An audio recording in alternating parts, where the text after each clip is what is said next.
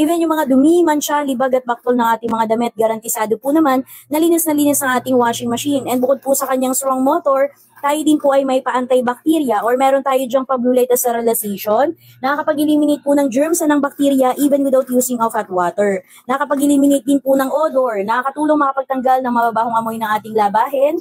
Yan po ay safe na safe. Wala kasing halong chemical si blue light mga mamshi.